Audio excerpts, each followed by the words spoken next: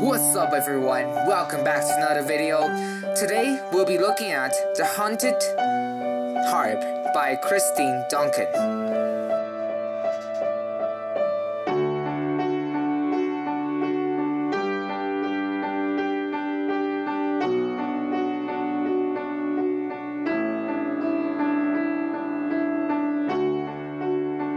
Here are the 5 parts that we'll cover in this video. And let's kick it off by me playing the piano.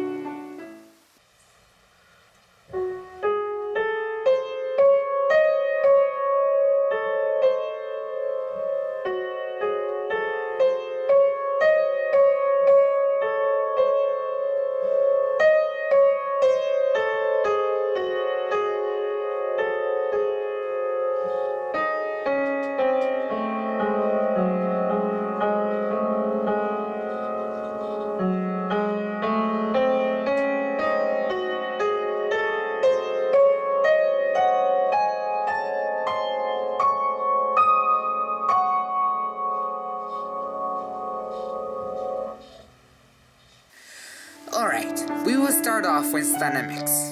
As you can hear, the mood of this piece is creepy. From measure 1 to 2, we have a crescendo from piano into a mezzo forte, then back down to piano. This means that we will play soft in the beginning, then gradually to moderately loud, then come back soft. Then this process repeats again from measure 3 to 4.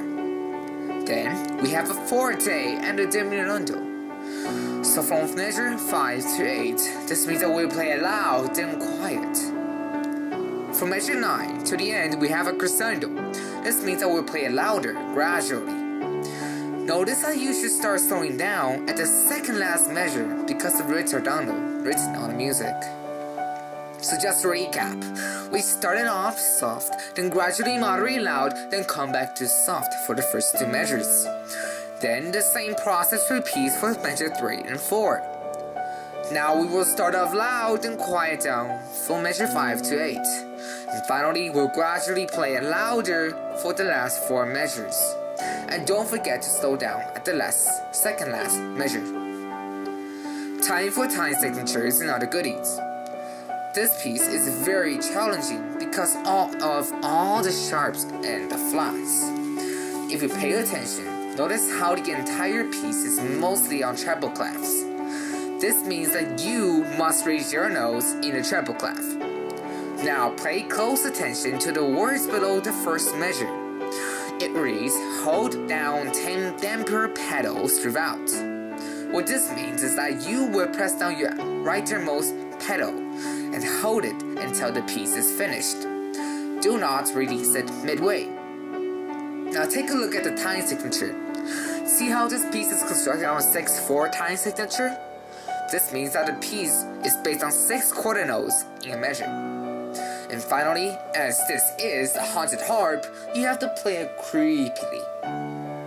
Now time for hot spots. The first one will be reading the notes correctly in this entire piece. Remember what sharps and flats are. Sharps mean the notes will go up a semi-step from the white note, while the flats will go down a semi-step from its original white note. G sharp. Now that's G flat. Alright, on to our second hot spot. It will be measure 7 to 9. Notice how there is a bass clef symbol right beside the left hand notes. Yeah, the composer decided to sneak in the bass clef to be sure to pay attention there. Read the notes in a bass clef when it is telling you to do it in bass clef. Now we will tell some tricks about how to practice.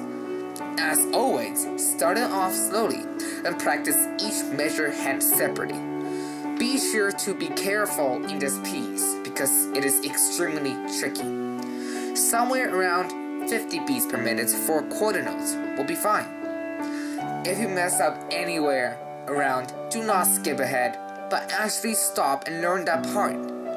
Then bring it up to the real tempo of 108. And if you want, even 116 beats per minute. And that's it for today.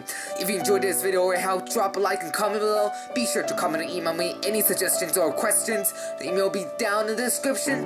Until next time, practice smarter, not harder. See ya.